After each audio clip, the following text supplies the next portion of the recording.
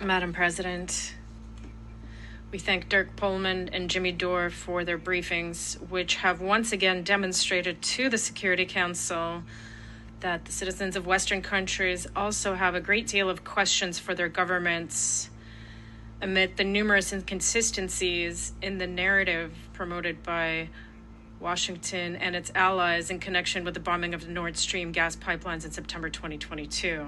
Dear colleagues, exactly a year has passed since the act of sabotage in the Baltic Sea. Nearly as much time has passed since the first Security Council meeting on this topic. Over the past 12 months, we have heard a great deal about how the national investigations carried out by Germany, Denmark, and Sweden are about to find the culprits of this crime any day now. However, there have been no results so far, nor are there any to this day, despite 7 meetings of the Security Council on this topic, both open and closed meetings.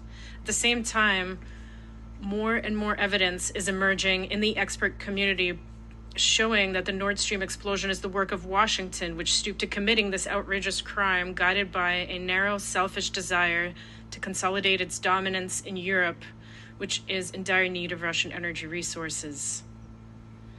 Today's sad anniversary is an excellent opportunity to briefly recall the timeline of events. Let me remind you of the key points. As early as September 28th, immediately after the sabotage, the Prosecutor General's Office of Russia opened a criminal case under the article relating to acts of international terrorism.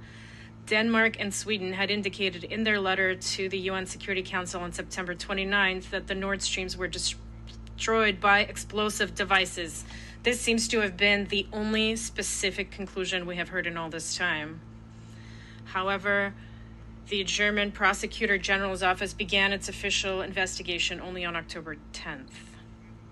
In October 2022, communiques were sent from the chairman of the government of the Russian Federation, Mikhail Mishustin, to Berlin, Copenhagen, and Stockholm on the need to conduct a comprehensive investigation of the events with the participation of representatives of Russian authorities and the Gazprom Corporation. There have been no responses to these letters over the past year.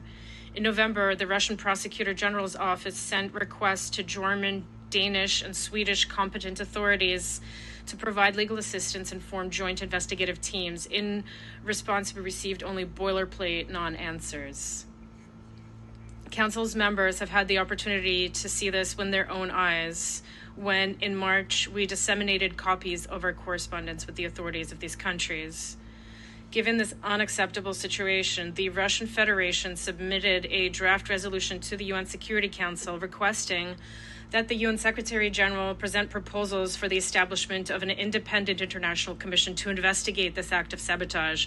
Tomorrow will be exactly 6 months since that resolution was voted on. Its text was completely depoliticized. It took into account all the specific comments and proposals made by Council members during informal consultations which lasted an entire month. However, it was not adopted. Allow me to recall that the main argument made by those colleagues who abstained during the vote was their so-called full confidence in the national investigations being carried out by the authorities of Germany, Denmark, and Sweden. Well, it has now been 6 months once again, and there are still no results. Now, this is despite the fact that concern over the lack of any sort of intelligible news from Berlin, Copenhagen, and Stockholm for such a long time has been expressed not only by Russia, China, and Brazil, who called for an investigation in March, but also by a number of other council members. What's more, in a clear show of disrespect for the council, Germany, Denmark, and Sweden ignored the request to speak at the UN Security Council meeting on July 11th and limited themselves to disseminating yet another letter. And the letter very openly acknowledged that the ongoing investigations may not lead to any results or conclusions at all. I would like to ask our colleagues who so zealously support these national investigations, what is the point of holding back the collective efforts of the council, of council members, if these countries themselves have doubts as to the effectiveness of the work they are undertaking? All this looks very much like an imitation of vigorous activity in an attempt to deprive council members of access to information that is directly related to the maintenance of international peace and security. Madam President, I would like to remind you that we're not talking about some prank carried out by hooligans. We are talking about a terrorist act that targeted international pipeline infrastructure and led to massive economic and environmental consequences for a number of states. No one denies that it was committed using an explosive device. Therefore, there is every reason to believe that it falls under the International Convention for the Suppression of Terrorist Bombings of December 15th, 1997, to which Germany, Denmark, and Sweden are all parties. This international legal instrument clearly states the obligations of its parties to investigate relevant crimes, to extradite or prosecute perpetrators, as well as to provide each other with the utmost assistance in connection with investigations, prosecutions, or extradition proceedings. The authorities of the three aforementioned states continue to ignore these obligations. The words of German Chancellor Olaf Scholz about the intention to see the matter through are strikingly at odds with the matter itself, given the total lack of relevant information. Moreover, there are increasing signs that instead of efforts to clear up the circumstances of what happened, we're actually seeing an attempt to conceal those circumstances. Thus, a coordinated campaign to promote completely ridiculous versions of events is getting ground in Western media. What haven't we heard over the past year? That Russia itself blew up a gas pipeline that was operating in its interests, that this was done by some tourists on a sailing yacht who, according to one version, acted practically on their own without any state support, and according to another version, acted on the orders of the commander-in-chief of the armed forces of Ukraine, Zaluzhny, but in complete secret from his immediate superior, President Zelensky. Even more ridiculous are reports published in some European media about Western intelligence services, including that of the US, supposedly being aware of the Ukrainians' plans and even attempting to dissuade them from carrying them through, but with no luck. Yet when we look at the rejection of the peace treaty with Russia in March 2022, it is clear that the authorities in Kiev cannot go against the will of their Western backers on such a serious issue. Dear colleagues, it is hard not to notice what all these versions have in common. Each of them denies Washington's involvement in the commission of this crime, and they all began to spread out like mushrooms after a spring rain soon after a major investigation by American journalist and Pulitzer Prize winner Seymour Hersh was published earlier this year, which briefers have already spoken about. That investigation provided a large number of facts, demonstrated that the explosives were planted on the Nord Stream branches by American divers during the NATO Baltops exercises in the summer of 2022. And today, by the way, he published new materials in support of this version. They show that the explosion was meticulously planned over several months and thought was given over to how to cover up the tracks of the attack. I recommend that all members of the council carefully study its conclusions. We all also remember the words of President Biden that there will no longer be a Nord Stream 2. We will bring an end to it, as he said during a press conference with German Chancellor Scholz during February 2022. We also remember the open joy of Deputy Secretary of State Victoria Nuland over the fact that the gas pipeline was, in her own words, now a hunk of metal at the bottom of the sea, which she said during a Senate hearing on January 26, 2023. We also remember the gratitude to the U.S. for blowing up the Nord Stream expressed on Twitter by former Polish Foreign Minister Radoslaw Sikorski. Let us also not forget how some Western members of the Council, unable to control their emotions, directly pointed out at council meetings that the Nord Stream explosions were a response to Russia's actions in Ukraine. Such sincere confessions would make this an open and shut case even for a novice investigator.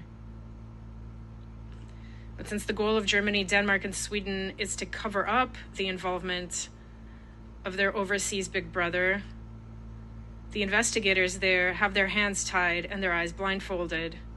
Therefore, as Seymour Hersh has told us, Following the meeting between Joe Biden and Olaf Scholz, the American and German intelligence services were instructed to come up with alternative versions of the events and gradually leak them to the media.